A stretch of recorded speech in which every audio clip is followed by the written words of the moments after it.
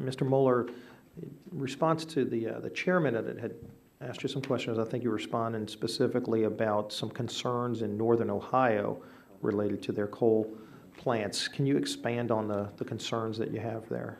Yes, and I know we have the chairman of the Ohio Commission coming up later, so I wouldn't want to usurp his expertise.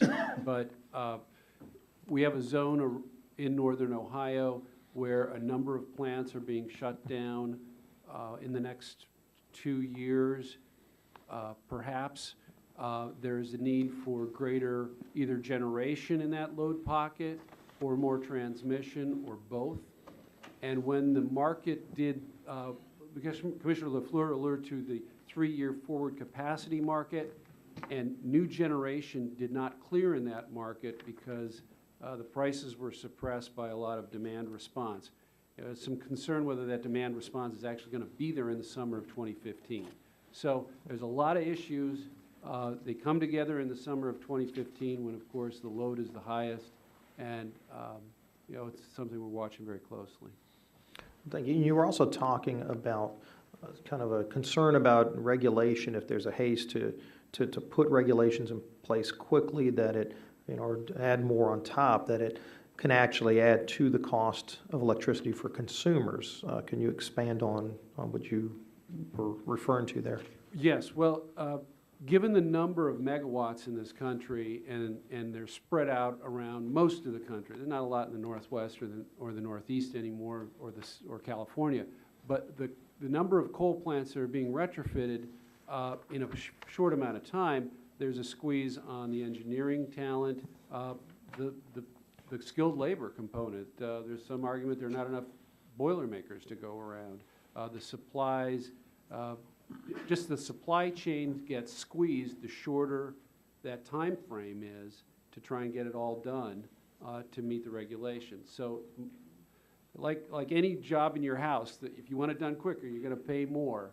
And in this case, consumers will bear that, and I hope that is kept in mind. Is there any one agency that you're referring to in terms of regulation? We see the EPA throwing a lot of this on top of industry. Again, when industry talks to us, they talk about the added cost that it forces on consumers as they're doing this. So there's definitely a cost associated with it. Is it EPA? Are there others as well that you're referring to? No, it's primarily EPA. We're talking about the air. I'm talking about the air regulations, and I'm not here to bash them, but we do that. Don't worry. When we hear about a lot of the things that they do that that don't have anything to do with improving health or safety, it's more just to kind of put burdens to, it seems like, pursue an agenda. And this isn't a question to you. This is more things we see in the hearings when we have them before us, and it just seems like they keep going in their own direction to pursue an agenda. Whether it's kind of a cap and trade de facto through regulation, when Congress is, has expressed in a number of different ways that that's not the direction we'd like to go. And, hopefully, I know we've got legislation, many of us are supporting to say Congress shouldn't put some kind of carbon tax in place. Maybe we'll have more hearings on that. But, when they see them going off in their own direction anyway to try to impose regulations that just carry out an agenda, there's a cost to that. And I think those costs need to be brought up. I do want to touch on something you talked about in your opening statement, where you were talking about this revolution in natural gas that's come about through hydraulic fracturing, through horizontal drilling, that technology that's allowed us to open up vast reserves of new energy here in America.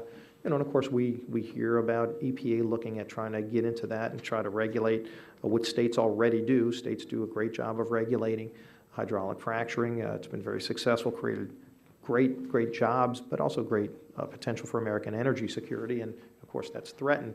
You talked about technology allowing us to find more natural resources, and I do have concerns that that as these natural resources are found, that the government regulators themselves could impede that innovation, that technology, if they do try to regulate it in a way that doesn't allow us to access those natural resources. So I don't know if you want to touch on that, if either of you, both Mr. Mueller or Mr. LaFleur. Well, this is, again, those won't be our decisions because that's not in our jurisdiction, but hydrofracking and horizontal drilling and the shale revolution has been, it's been a revolution. few years ago at FERC, the most controversial things we dealt with were LNG import facilities. Now they're LNG export Export. facilities. And then if Ms. LaFleur, before the clock expires, any, Well, I agree that we're going to have to closely monitor regulations that come out that might affect gas extraction because they could affect gas supplies. It's not something we're specifically responsible for. We really just certificate the pipeline network. all right, thank you.